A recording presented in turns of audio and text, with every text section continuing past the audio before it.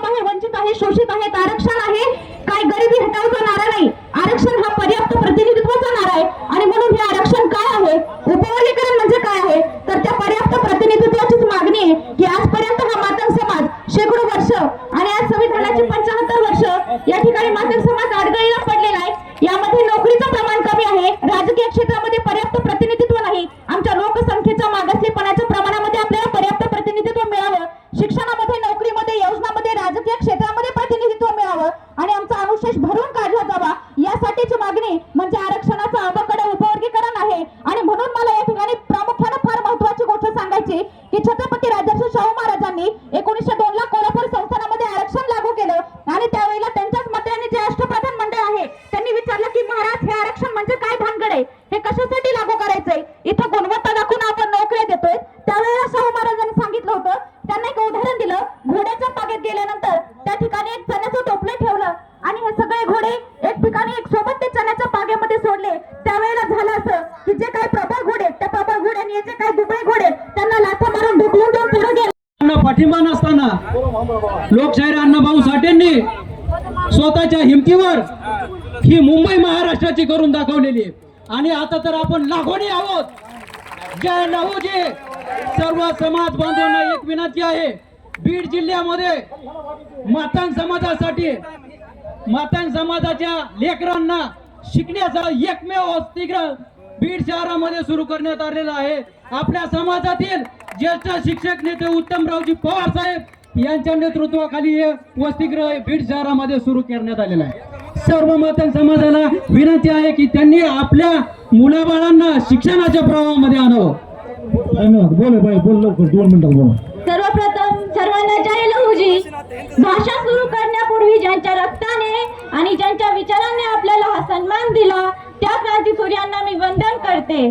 जगाला शांततेचा मार्ग दाखविणारे तथागत गौतम बुद्ध, 18 पगड जातीच्या मावळ्यांना एकत्र आणणारे रायतेचे राजे छत्रपती शिवाजी महाराज, शिक्षणाचे पहिलं कवाड उघडून देणारे महात्मा ज्योतिबा फुले आणि अंगावर शेंदगड सोसवणाऱ्या क्रांतिज्योती सावित्रीबाई फुले, जगाल तर देशासाठी आणि मराल तर देशासाठी अशी भीमगर्जना करणारे क्रांतीवीर लहूजी वस्ताद साहेब, बहुजनांना आरक्षणाचा हक्क देणारे राजश्री शाहू महाराज, या देशातील शेवटच्या माणसाला सन्मानाने जगण्याचा अधिकार देणारे राज्यघटनेचे शिल्पकार डॉक्टर बाबासाहेब आंबेडकर, ही पृथ्वी दलितांच्या तळहातावर चढलेले असे ठणकावून सांगणारे साहित्य रत्न लोकशाहीर अण्णाभाऊ साठे, सावित्रीबाईंच्या शाळेत शिकून लहूजी वस्तादांच्या विचारात पडलेल्या अवघ्या 14 वर्षांच्या मुक्ता साळवे, या सर्व महापुरुषांच्या चरणी मी प्रथम नतमस्तक होते. बांधवांना आज दुःख एकाच गोष्टीचं होत आहे की ज्या महापुरुषांनी आपल्याला एकत्र आणण्यासाठी आपलं आयुष्य पणाला लागलं, आज त्या महापुरुषांना आपली मांग आणि भार अशी फूट का? अण्णाभाऊ साठे यांनी जेव्हा फकीरा ही कादंबरी लिहिली तेव्हा या फकीराच्या पाठीशी कथा उभा राहणारे राधा मार हाच होते. अण्णाभाऊ साठेंनी बाबासाहेब आपले गुरु मानले. मग ज्या समाजात अण्णाभाऊ साठे यांनी बाबासाहेब एकत्र होते त्या समाजात आताची फूट का? महापुरुषांनी आपल्याला एकच शिकायले, जोडायला शिका, तोडायला नाही. जय लहूजी. धन्यवाद ताई कसबे. त्यानंतर सचिन भाऊ साठे, अमितजी गोरके साहेब आमदार, संजय भाऊ ठोकर, राजेश भाऊ घोडे, विष्णू भाऊ मजमोले, मिलिंद नाना आवाड. त्या 2 मिनिटं एक मेसेज आहे. आमदार गोरके साहेब या, परंतु याची बैठक मुंबई आणि दिल्ली या ठिकाणी लागल्यामुळे मी आज या मोर्चाला उपस्थित राहू शकलो नाही. परंतु असाच समाजातला रेटा खाली बसा, गॅप काढू नका. आपल्या हक्काचा आवाज येत नाहीये. शहरामध्ये आपला आवाज बोलला पाहिजे. पुन्हा एकदा, आरक्षण आपल्या हक्काचं. कृपया विष्णुभाई कलबे आपण स्टेजवरती यावं. आपल्याला स्टेजवर येण्याची विनंती केलेली आहे. जी काही अंमलबजावणी व्हायची आहे, जे काही सुप्रीम कोर्टात निर्णय लागलेला आहे, छत्रपती संभाजीनगरला पासून ही सुरुवात आमच्या भावाने मोर्चा काढला, त्याच्यानंतर आम्ही मोर्चा काढला आणि हे लोन पूर्ण महाराष्ट्रामध्ये पसरलेलं आहे. खऱ्या अर्थाने हे 2 भावाचं भांडण आहे. हजारो वर्षापासून गावाकुसाबाहेर राहणारा बौद्ध महार आणि मातंग पहिल्यापासून आम्ही जनावर फाडण्यासाठी आणि खाण्यासाठी भांडत होतो.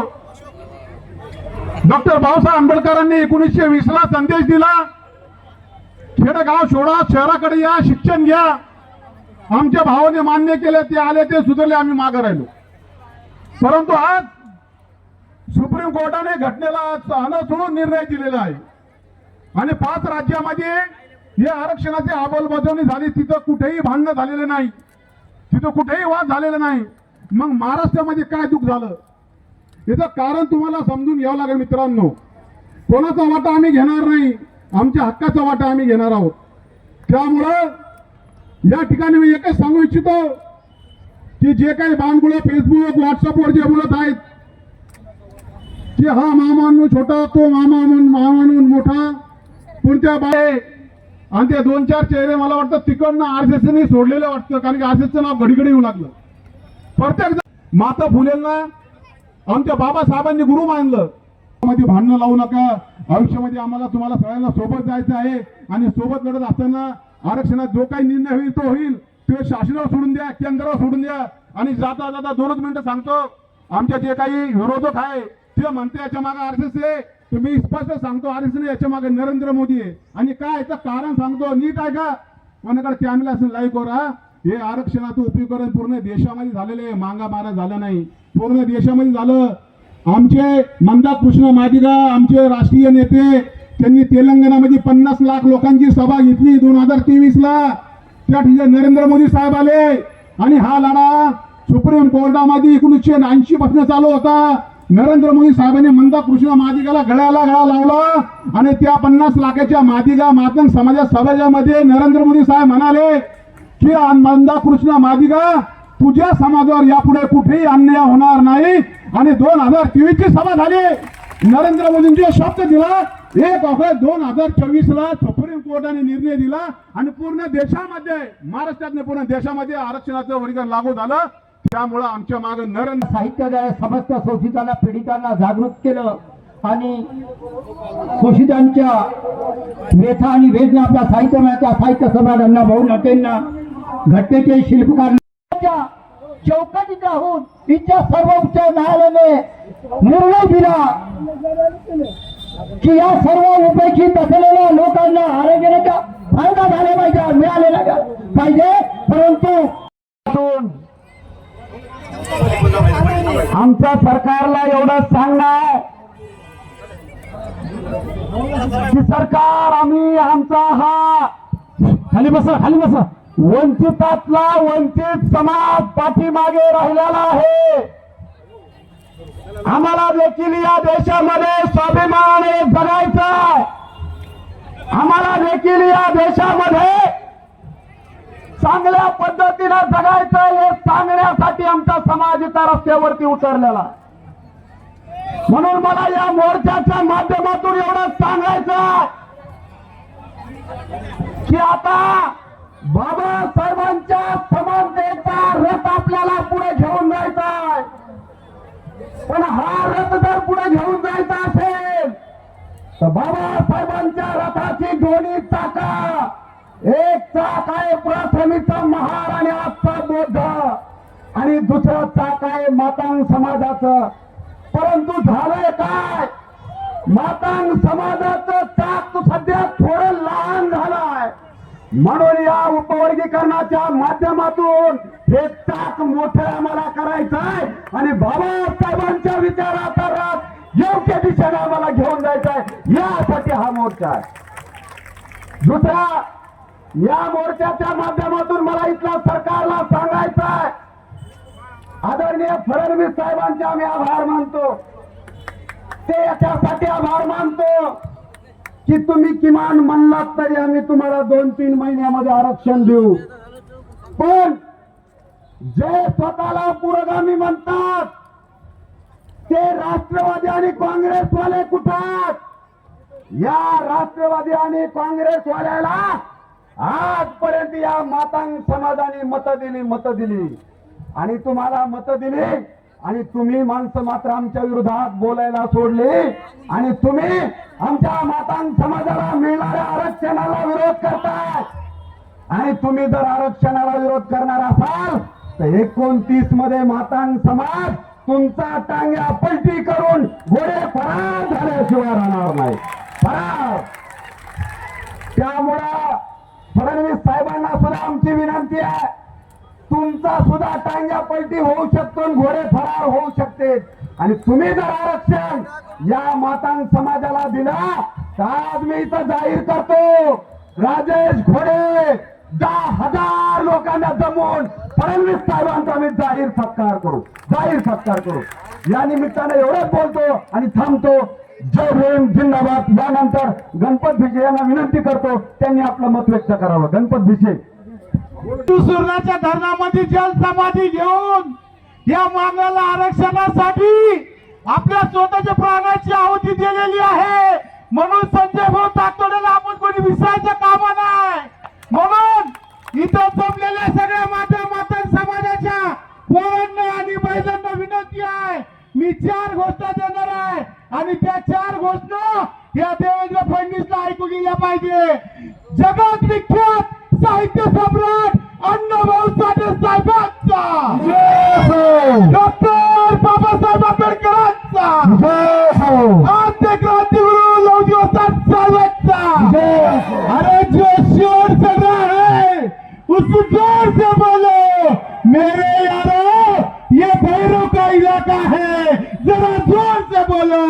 माझ्याचा ढाल्यावर इसके बोल सोमनाथ भाऊ कांबळे साहेबांचा, सोमनाथ भाऊ कांबळे साहेबांचा.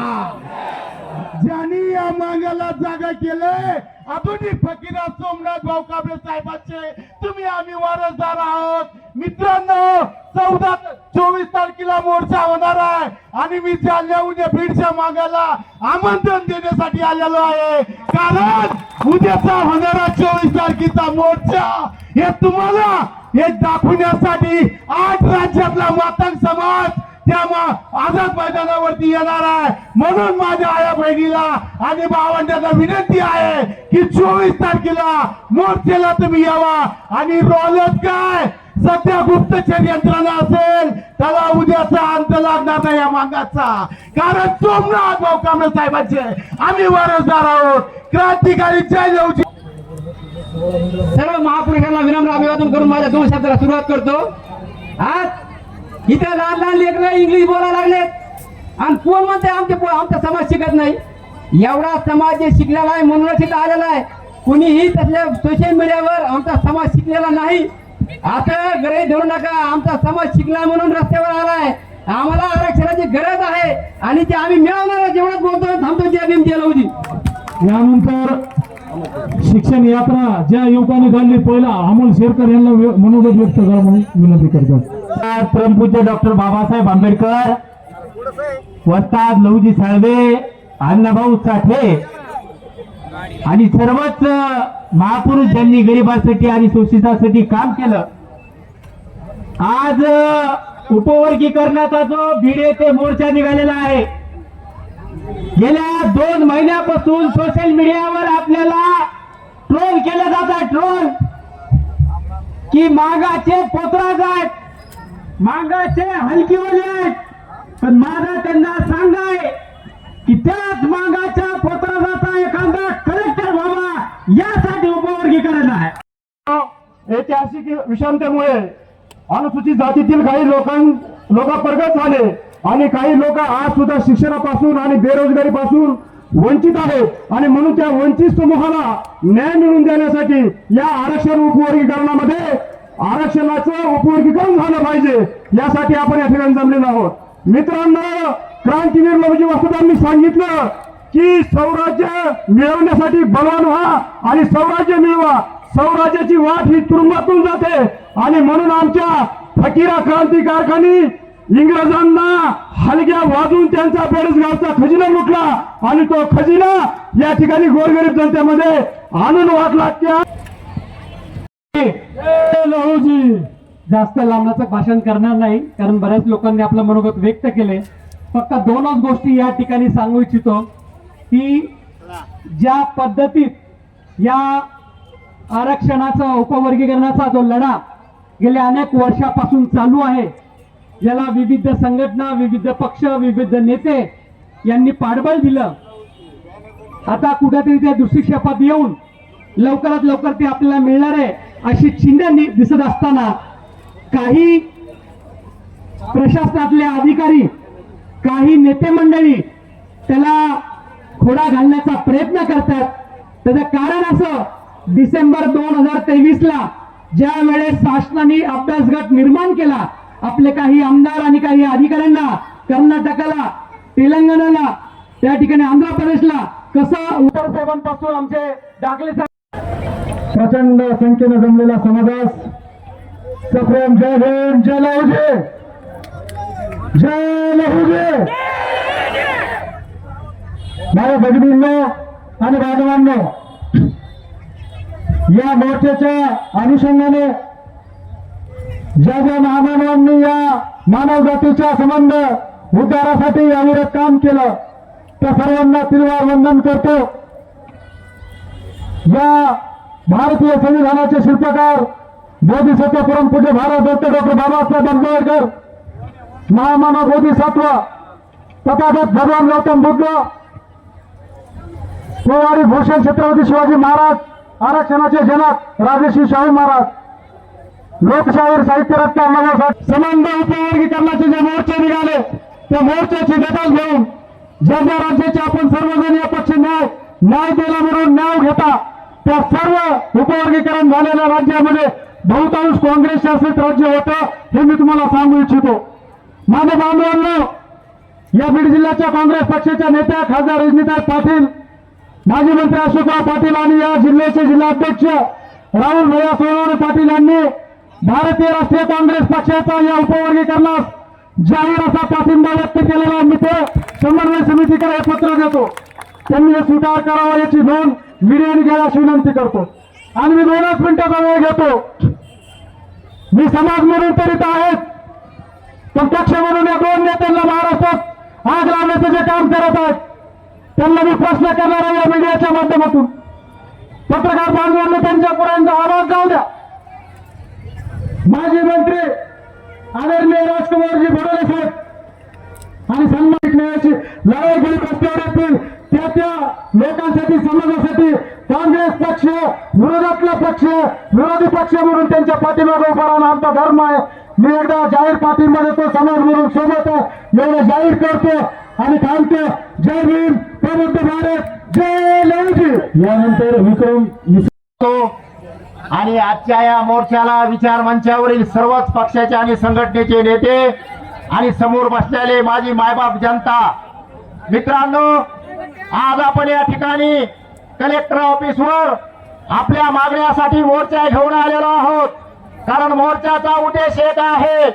आता सांगितल्या जात आहे, आता प्रत्येक मोर्चामध्ये आम्ही बघतो मातांग समाजाला हिणवल्या जात आहे. का हिणवल्या जात आहे की मातांग समाज RSSचे दलाल आहेत, मातांग समाज मातांग समाजाच्या नेत्याला सांगायचं की समोरचा समाज कुठे काम करतोय, समोरचा समाज पक्षासाठी आणि आपल्या पदासाठी आणि आपल्या लालसासाठी कुठल्याही पक्षासोबत हात मिळवणी तयार करायला आहे. मला स्पष्टपणे सांगायचं या मंचावरून की महाराष्ट्र राज्याच्या मुख्यमंत्र्याचं मला कौतुक करायचं आहे की खऱ्या अर्थानं भारतीय जनता पक्षाने मातांग समाजाला समूहामध्ये आणायचं काम केलंय. आणि म्हणून ह्या माध्यमातून मला पुढे जाऊन सांगायचं आहे की मातांग समाजाची ओळख या महाराष्ट्रामध्ये जर कुणी तयार केली असेल तर भारतीय जनता पार्टीने केलेले. मित्रांनो, महाराष्ट्रामध्ये मान जातीला राजकारणाच्या समूहामध्ये, शिक्षणाच्या समूहामध्ये आणायचं काम कुणी केलं असेल तर ते भारतीय जनता पार्टीने केलं. मित्रांनो, तो संविधानिक आहे आणि संविधान हे बाबासाहेबांनी दिलेलं आहे. परंतु विष्णुभाऊ असेल, आमचे गणपतभाऊ बीच असेल, सर्वांना माहिती आहे बीड जिल्ह्यामध्ये 95% मातंग समाज मोठ्या भावाचं ऐकून बाबासाहेबांचे विचार घेऊन 95% निळे रुमाल घालत होतं. पण आज या बीड जिल्ह्याची कंडिशन पिवळा रुमाल घालण्याची का आली, त्याचं कारण आम्ही ज्या भावावर विश्वास ठेवला त्या भावाने आमचा घात केला. कारण ते सतत म्हणतात आम्ही RSSचे पिल्ले, आम्ही आमच्या घराने कोणी बामणाच्या बायका नाही त्या, ज्यांच्या घराने त्यांचं पडताळणी करा. कोण RSSचं पिलवायचं बांधवांना. मोठा भाऊ जर असता तर आमच्या डोक्यावर हात ठेवला असता, या मोर्चामध्ये सहभागी झाला असता. आम्ही संविधानाच्या माध्यमातून मागतो जे बाबासाहेबांनी दिलेलं आहे. तुमच्या घरावर 5-5, 6च्या माड्या होत्या. आम्ही तुमच्या प्रत्येक लढाईमध्ये तुम्हाला साथ दिलेली आहे. तुमचा झेंडा घेऊन हिंडलेलो. आमच्या लढाईमध्ये तुम्हाला वेळ आली, आम्हाला साथ द्यायची, तुम्ही साथ देऊ शकला नाही. यामुळं याच्यानंतर तुमचं आमचं नातं भावाचं राहणार नाही बांधवाने द्यायला तुम्हाला. कारण तुम्ही आमचे मोठे भाऊ असतात. या लढाईत आमच्या अस्तित्वाचा प्रश्न आहे. आम्ही बाबासाहेबांनी संविधान दिलेलं आहे. विश्वासाने अण्णाभाऊची विटा म्हणावती, लहुजीची विटा म्हणावती, गप बसायचा विषय नाही. हा, हे लक्षात ठेवा. यानंतर आमच्या अण्णाभाऊची आणि लहुजी वाचताची विटा म्हणायची अण्णाभाऊच्या पुस्तकावर जर कुठं ऑब्जेक्शन घेतोय, हेच संविधान आहे आम्हाला बाबासाहेबांनी दिलेलं. आम्हाला जय लहुजी, जय भीम, जय शिवराय. त्यानंतर दीपक भाऊमध्ये संयोजन टीम फिरली आणि संयोजन टीमचं खरंच या ठिकाणी सगळ्यांनी टाळ्या वाजवून कौतुक करावं अशी विनंती करतो. या ठिकाणी मातंग समाजाचे आमदार अमित गोरके यांनी एक पत्र दिलं. बीड जिल्ह्याचे माजी पालकमंत्री नामदार धनंजय मुंडे साहेब यांनी एक पत्र दिलं या पत्रावरची टोल फ्री करण्यासंदर्भात. हे झालं, परंतु या ठिकाणी आज सुद्धा तुम्ही राय म्हणता का सगळेजण नावं घ्यायला. मी मांगाचा म्हणून आलेलो आहे, तर मी मांगाचा म्हणून आलेलो आहे. तुम्ही जास्त बडबड करू नका. तुम्ही पाहुणे हेच पाहुण्यासारखं राहा. तर या ठिकाणी आपल्या सर्वांची एकत्र राहण्याने सगळ्यांची ताकद वाढणार आहे. त्याच्यामुळे मतभेद कुणी किती गाड्या आणल्या काय आणल्या काही कुणाचंही देणं घेणं नाही. आपल्या सगळ्यांची ताकद मध्ये आहे आणि ही सोबत ठेवावी. गणेश थोरात मित्रमंडळ व महाराष्ट्र आधार सेना आणि दैनिक महाराष्ट्र आरंभ व थोरातवाडी मागवाडा आम्ही सदैव तुमच्या सर्वांच्या सोबत असतो, एक नातेवाईक म्हणून असतो. आणि या ठिकाणी आपण सर्वजण आलात. पुन्हा एकदा संयोजक कमिटीचे आभार व्यक्त करतो व थांबतो. धन्यवाद. यानंतर गणेशला एक निर्णय दिलेला आहे आणि तो निर्णय असा आहे की मागील 76 वर्षापासून या देशातील मातंग, होलार, डकिलवार या ज्या काही जाती आहेत त्यांची लेकरं बाळ उपाशी आहेत. त्यांची लेकरं बाळ उपाशी आहेत असा निर्णय सर्वोच्च न्यायालयाने दिलेला आहे. आणि आज आपण कलेक्टर साहेबांना निवेदन देऊन या ठिकाणी मागणी करत आहोत की सर्वोच्च न्यायालयानं ज्या उपाशी लेकरा बाळांसाठी निर्णय घेतलेला आहे त्या निर्णयाची अंमलबजावणी करावी आणि बदर समितीच्या अहवालावर तत्काळ निर्णय घ्यावा. कसबे साहेब, राजेशजी घोडे, दीपक थोरात सर्वच नेते त्यांचं मी अभिनंदन करतो. आणि आपण या ठिकाणी उपस्थित राहिला त्याच्याबद्दल तुमचं अभिनंदन करतो. मित्रांनो, एकच संदेश देणार आहे. देवेंद्र फडणवीस सांगतात की मातंग समाजाला उपयोगी करून नाही द्यायचं आहे. पण मी असं सांगेल, जर देवेंद्र फडणवीसने जर आपल्याला न्याय दिला नाही तर त्याचे सुद्धा बंदोबस्त केले की आपण राहणार नाहीत. म्हणून त्यांनी आरक्षण दिलंच पाहिजे. एवढं या निमित्ताने बोलतो आणि सांगतो जय भीम, जय लहुजी. समाजाचे नेते, आपले सर्वांचे मार्गदर्शक, ज्यांनी हा लढा स्वर्गीय बाबासाहेब गोपले साहेब यांच्या नंतर सगळ्यांनीच घेतलेला आहे. परंतु त्याचं श्रेय जर देत असाल तर विष्णू भाऊला, कारण त्यांनी पायी यात्रा त्यांच्या पायाचे थोडं आज अजून शिरलेलं नाही.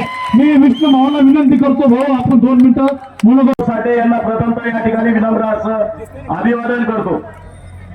भारतीय सशस्त्र क्रांतीचे आद्यजनक आद्य क्रांतीगुरु रोजी वस्ताद यांनाही या ठिकाणी विनम्र असं अभिवादन करतो.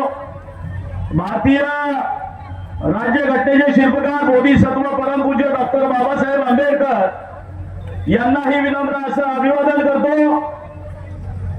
या ठिकाणी या राज्यामध्ये या देशामध्ये मातंग समाजाने आजवर अनेक चळवळीमध्ये आपलं योगदान आणि बलिदान दिलेलं आहे. दलित चळवळीमध्ये मातंग समाजाने आपलं योगदान दिलेलं आहे. बहुजनाच्या चळवळीमध्ये देखील मग तुमच्या माझ्या पूर्वजांनी या ठिकाणी आपलं योगदान आणि बलिदान दिलेलं आहे.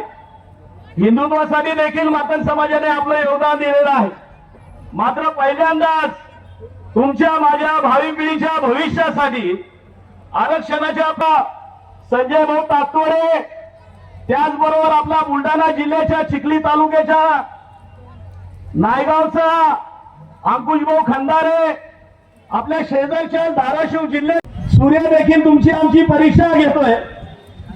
मधून अधून कुठेतरी थोडीशी सावली येते, थोडे हवेचा झोका येतोय, मात्र मागे काय हटायला तयार नाही हे त्यालाही आता कळलेलं आहे.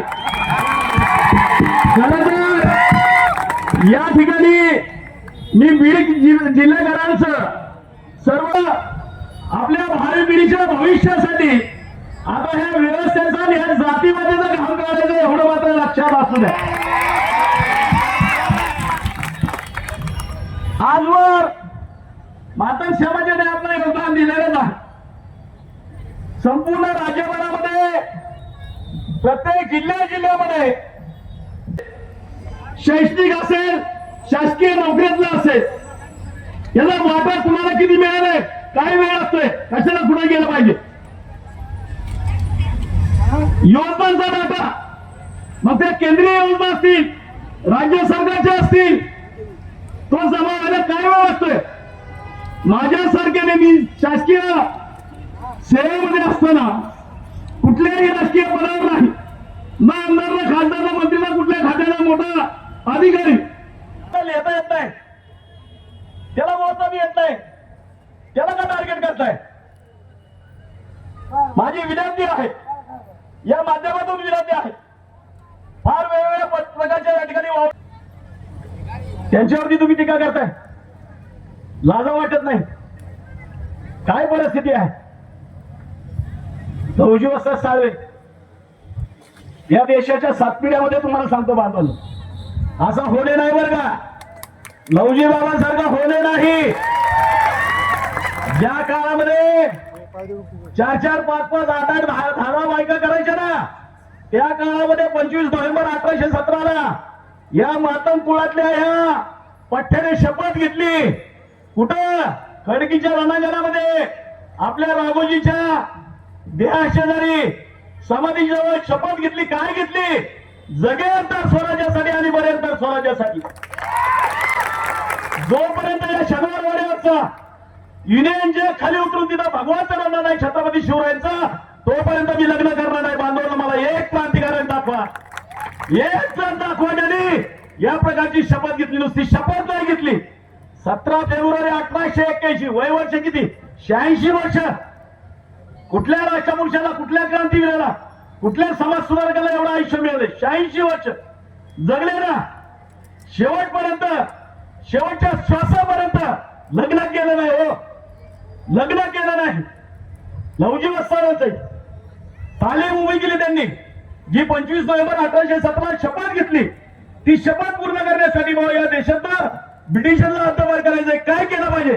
त्यांनी पुण्याच्या गणस्टेटला तालीम उभी केली. बांधून स्वतःच्या हाताने तालीम बांधली. त्या तालमीमध्ये तुम्हाला सांगतो कशी तालीम होती. तरी तालमी असतील की बांधवनो, स्वस्त बसू नका. जेव्हा जेव्हा इथले आयोजक तुम्हाला बोलवतील, वेळ कुठली का असना, ऊन असो, वारा असो, पाऊस असो, काही असो, तुम्ही बिलकुल कुठली हायगाय करायची नाही. कारण सांगत बसू नका. आता माझ्या पोटात दुखतंय, मला कामाला जायचंय, मला शाळेला जायचंय, मला कॉलेजला जायचंय, बिलकुल त्या भांगडी चालणार नाही. आता वेळ आहे. आता या ठिकाणी आपल्याला बाहेर रस्त्यावर येण्याची वेळ आलेली आहे. बांधून मी अनेक नेत्यांना विनंती केलेल्या आहे की आता आपली दुकानदारी थोडे दिवस बंद ठेवूया. ठेवायची का नाही? आपल्या संघटना जरा कुलूप लावून ठेवू ना. मागण्यासाठी ते गरजेचं आहे ना. मी सगळ्या कार्यकर्त्यांना सांगितलंय, बाबा रे लवजी शक्ती सेना लॉक करून ठेवा. जोपर्यंत इथं मागाचं चांगलं होत नाही तोपर्यंत ती बाहेर काढू नका. आहे का नाही? हे महत्वाचं आहे ना. एक चांगलं चित्र आहे तुम्हाला सांगतो बांधवांनो, माझ्या मायमावल्यांनो, खूप चांगलं चित्र आहे राज्यामध्ये. महागाचे दिवस येणार आहेत. अनेकांनी प्रयत्न केले थांबवल्याचे, पण शेवटी तुमच्याच त्यागातून, कष्टातून हे दिवस यायला लागलेले आहे. येणारा काळ फार महत्वाचा आहे. या कालावधीमध्ये तुम्ही स्वस्थ बसू नका, झोपू नका, शांत बसू नका. आज जे जे कुणी मोर्चा आलेले आहेत त्यांना सांगा, पुढचा मोर्चाची तारीख कळाली नाही कळाली, बाबा रे मागच्या वेळेस सारखी कारण देऊ नको, पहिलं मोर्चाला चल. घराला कुलूप लावण्याची मोहीम भविष्यामध्ये आपण इथं घेतली पाहिजे. मग तुमचा जिल्ह्याचा मोर्चा असेल, इथल्या तालुक्यात सर्व आयोजकांना माझी विनंती आहे, विलासभाऊ सगळ्यांना, की सर्वांनी इथं प्रत्येक तालुक्याचा मोर्चा निघाला पाहिजे. भले किती लोक असताना तालुक्याचे मोर्चे काढा. विभागीय मोर्चा आणि त्याच्यानंतर राज्याचा मोर्चा अनेकांसाठी गेलं ना, अनेक वेळा गेले. मिनिटं या मोर्चाचे 1 मिनिट सर्वांना विनंती आहे की आपापल्या जागेवरती उभा राहा. जनगण मन अधिनायक जय हे भारत भाग्य विधाता. पंजाब सिंध गुजरात मराठा द्राविड उच्चल वंग जिंद हिमाचल यमुना गंगा उच्चल जलधि तरंग. तब शुभ नामे जागे तब शुभ आशीष मागे गाये तव जय गाथा. जनगण मंगलदायक जय हे भारत भाग्य विधाता. जय हे जय हे जय हे जय जय जय जय